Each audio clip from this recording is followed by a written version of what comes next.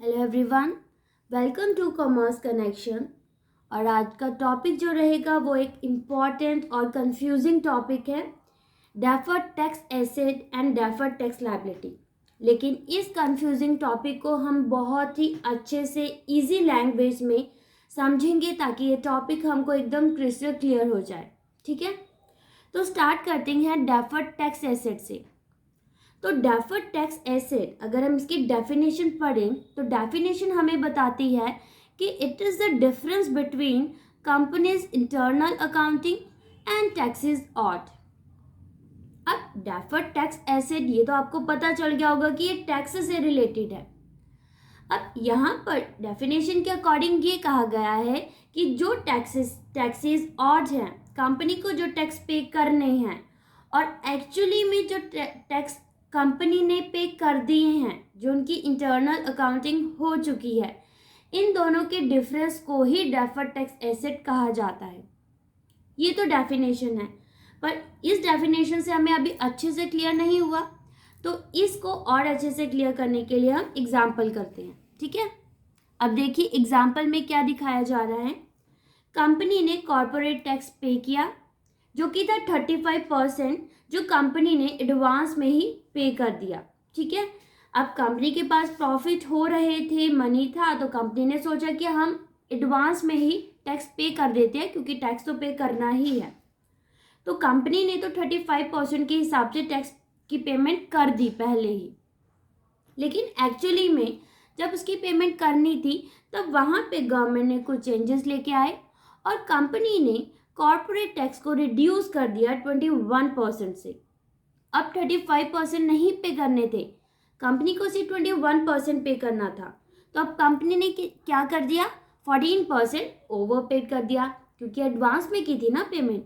तो 14% extra payment करने पर जो डिफरेंस आया है 14% का, उसे ही कहा जाता है डेफर्ड टैक्स एसेट। ठीक है, और ये डेफर्ड टैक्स एसेट हम फ्यूचर टैक्स फिलिंग्स में यूज कर सकते हैं।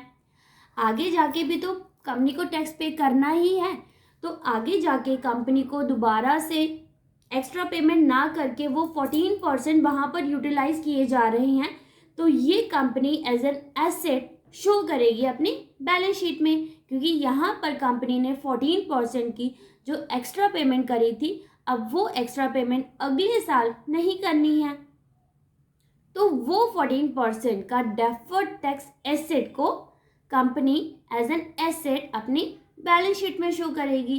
बस यही था डेफर्ड टैक्स एसेट, कोई कंफ्यूजन नहीं है। बस जब कंपनी टैक्स का अमाउंट ज़्यादा पे कर देती है एडवांस में, तो जो जितने परसेंट से ज़्यादा अमाउंट कंपनी ने पे कर दिया है उसे ही कहा जाता है डेफर्ड टैक्स एसेट, जो आगे जाके डेफर्ड हो गया है, आगे का पीरियड मिल गया है कंपनी को, जहाँ पर अब कंपनी 14% से कम अमाउंट का टैक्स आगे जाके पे करेगी। तो तब तक के लिए वो कंपनी का क्या रहेगा, एसेट रहेगा। आई होप आपको इस एग्जाम्पल से टॉपिक तो समझ आ गया होगा, है ना। तो अब इस टॉपिक को हम और अच्छे से समझने के लिए हम नेचर कर लेते हैं। अब आपको दिख रहा होगा नेचर में पहला जो नेचर है, इसका कैरेक्टरिस्टिक है वो है इंटेंजिबल एसेट। बिल्कुल, ये इंटेंजिबल एसेट है, ये कोई बिल्डिंग, कोई प्लांटेड मशीनरी है, कोई व्हीकल तो नहीं है ना। ये एक एसेट है जो कि इंटेंजिबल है, जो फिजिकली एग्जिस्टेंस नहीं करता, लेकिन ये है कंपनी के लिए एक asset. Second one is financial asset. ये फाइनेंशियल एसेट है क्योंकि डील ही करता है फाइनेंस में। यहाँ पर जो टैक्स की पेमेंट की जा रही है वो फाइनेंस में ही की जा रही है, इसीलिए इसे फाइनेंशियल एसेट कहा जाएगा। बैलेंस शीट में इसे नॉन करंट एसेट में शो किया जाता है as a non current asset, और इसको फ्यूचर टैक्स फिलिंग्स के लिए जो एक्स्ट्रा अमाउंट पहले ही कंपनी ने पे कर दिया है वो फ्यूचर टैक्स के लिए यूज किया जा सकता है। तो ये था नेचर। अब इसी टॉपिक को और आगे कंटिन्यू करते हैं और इसको अच्छे से समझने के लिए हम कुछ जो इसके इम्पॉर्टेंट पॉइंट्स बचे हुए हैं वो कर लेते हैं। ये एक समरी हो गई है डेफर्ड टैक्स एसेट की। तो पहला फाइनेंशियल एसेट, जो कि बताया ही था क्योंकि ये फाइनेंस से रिलेटेड डील करता है, जहाँ पर टैक्स की ओवर पेमेंट हो जाने के कारण उसको फ्यूचर में जाके रिडीम किया जा रहा है। जो 14% पहले ही कंपनी ने पे कर दिए थे, अब वो 14% आगे जाके फ्यूचर में कंपनी को दोबारा पे करने की ज़रूरत नहीं है, तो वो रिडीम हो रहा है फ्यूचर में जाके। तो ये फाइनेंशियल एसेट है। बैलेंस शीट में हमने करा था, इसको नॉन करंट एसेट में शो किया जाता है डेफर्ड टैक्स एसेट को। इसको जो डेफर्ड टैक्स एसेट है ये फ्यूचर टैक्स फिलिंग्स के लिए बिल्कुल यूज़ हो रहा है, क्योंकि आगे जाके जो हमने ओवर पेमेंट कर दी थी वो आगे जाके यूटिलाइज की जा रही है। अब इसको अच्छे से समझने के लिए हम इसके एग्जांपल्स भी कर लेते हैं। तो पहला तो टैक्स ओवर पेमेंट, ये तो पता ही चल गया है कि ज़्यादा अमाउंट पहले ही पे करने पर जो एक्स्ट्रा अमाउंट पे कर दिया है वो एक्स्ट्रा अमाउंट ही डेफर्ड टैक्स एसेट है, जिसको फर्दर फ्यूचर फिलिंग के लिए यूज़ किया जाएगा। नेट ऑपरेटिंग लॉस, जैसे आपको पता है हमने कुछ कॉन्सेप्ट्स करे थे, कुछ कन्वेंशंस करी थी, जहाँ पर फाइनेंशियल जो लॉस होता है उसको पहले ही शो कर दिया जाता है बैलेंस शीट में, लेकिन जो बाद के प्रॉफिट्स हैं वो नहीं दिखाए जाते। तो जो नेट ऑपरेटिंग लॉस है, जो बिजनेस से इंकर करा था एज अ फाइनेंशियल लॉस उस पीरियड का, तो वो बाद में उनको शो नहीं करना है, तो वो भी क्या होगा, डेफर्ड टैक्स एसेट ही तो होगा। बिजनेस एक्सपेंस, जो बिजनेस एक्सपेंस है, जैसे कि जब एक्सपेंस रिकॉग्नाइज हुआ था, जिस पीरियड में रिकॉग्नाइज हुआ था वो हमने उस अकाउंटिंग मेथड में शो कर दिया, लेकिन दूसरे अकाउंटिंग मेथड में वो शो नहीं किया जा रहा। तो अगर एक मेथड में वो पहले ही एक्सपेंस शो कर दिया गया है, तो अगर दूसरे में वो शो नहीं हो रहा तो दूसरे के लिए वो डेफर्ड टैक्स एसेट की तरह काम करेगा। तो ये था डेफर्ड टैक्स एसेट।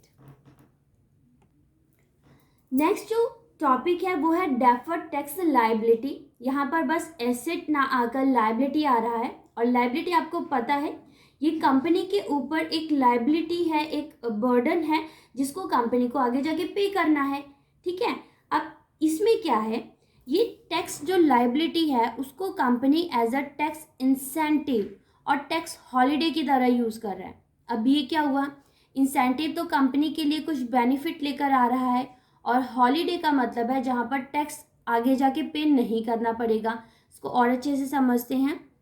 तो जो ये टैक्स इंसेंटिव और टैक्स हॉलीडे है, ये बिजनेस को कुछ टैक्स रिलीफ दे रहा है, जो कि एक टेम्परेरी है, परमानेंट नहीं है। कुछ समय का टैक्स रिलीफ दिया जा रहा है, लेकिन बाद में उसको कलेक्ट किया जाएगा। जहाँ पर टैक्स डेफर्ड टैक्स एसेट में कंपनी पहले ही एडवांस पेमेंट कर रही थी, यहाँ पर कंपनी एडवांस पेमेंट ना करके कुछ पीरियड बाद वो पेमेंट कर रही है। तो कुछ पीरियड का जो जहाँ पर कंपनी को पे नहीं करना पड़ रहा, तो वो हॉलीडे, वो गैप को company as a tax holiday की तरह ले रही है कि चलो इतने पीरियड में तो बच गए, लेकिन बचने का मतलब ये नहीं है कि वो पे ही नहीं करेंगे, उनको आगे जाके पे करना पड़ेगा।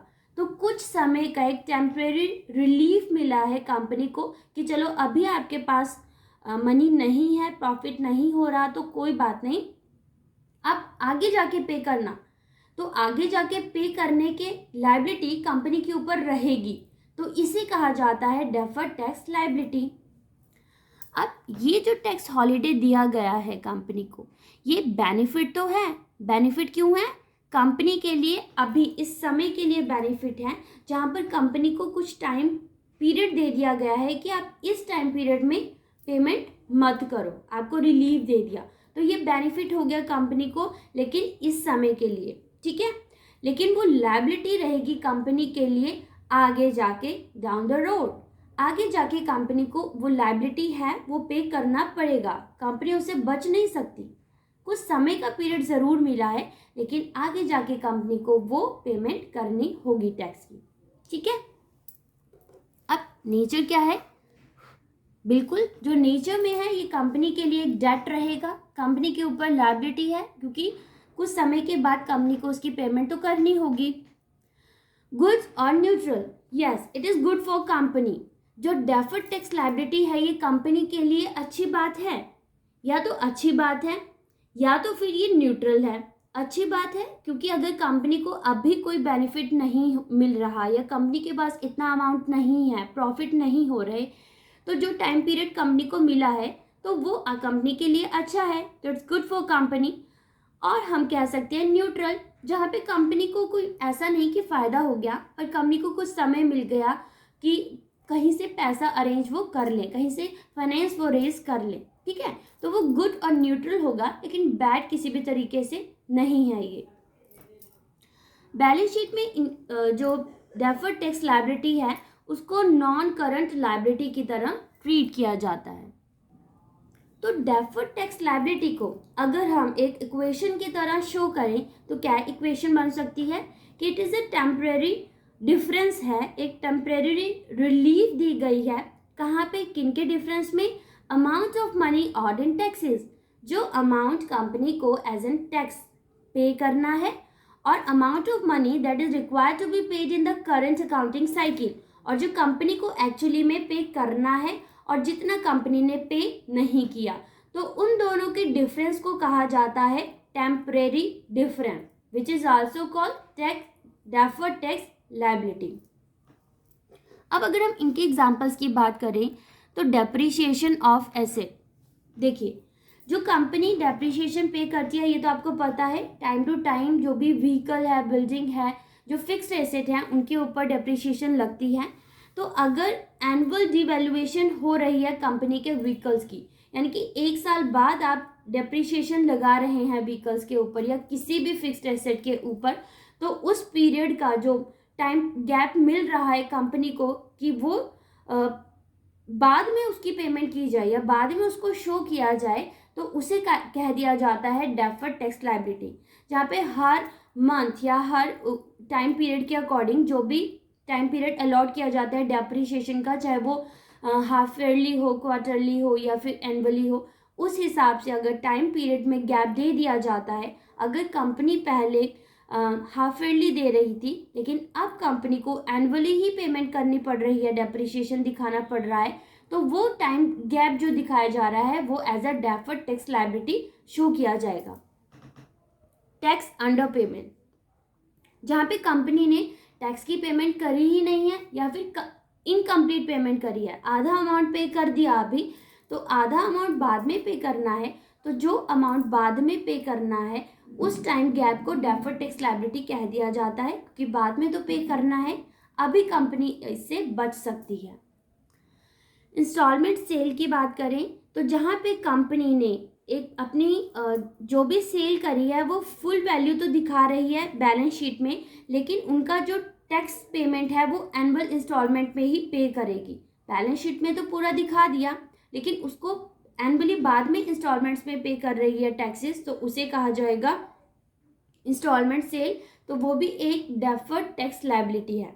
ठीक है, अब इसको अगर मेन, अब ये तो आपने समझ लिया डेफर्ड टैक्स एसेट क्या होता है और डेफर्ड टैक्स लायबिलिटी है, ये यूज़ कहाँ होता है, कहाँ पे दिखाया जाएगा? ये जब आप कैश फ्लो स्टेटमेंट वाले क्वेश्चन करते हैं या इसके अलावा और भी क्वेश्चंस आते हैं चाहे फाइनेंशियल स्टेटमेंट के आ रहे हैं, तो उसमें जब डेफर्ड टैक्स एसेट और डेफर्ड टैक्स लायबिलिटी गिवन होती है तो उसको हम किस तरीके से कैलकुलेट करेंगे, जो इनकम टैक्स एक्सपेंस है उसको कैसे कैलकुलेट करेंगे?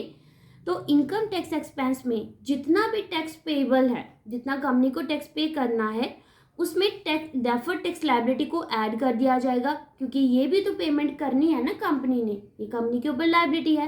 तो दोनों लायबिलिटीज़ को ऐड करने पर उसमें से डेफर्ड टैक्स एसेट जो कि कंपनी ने पहले ही पे कर दिया था, अब यहाँ पर कंपनी को पे करने की ज़रूरत नहीं है, तो वो क्या कर दिया जाएगा, माइनस कर दिया जाएगा।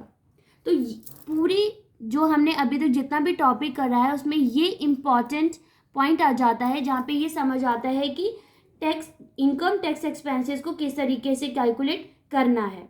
ठीक है, this is all about the deferred tax asset and deferred tax liability. Thank you.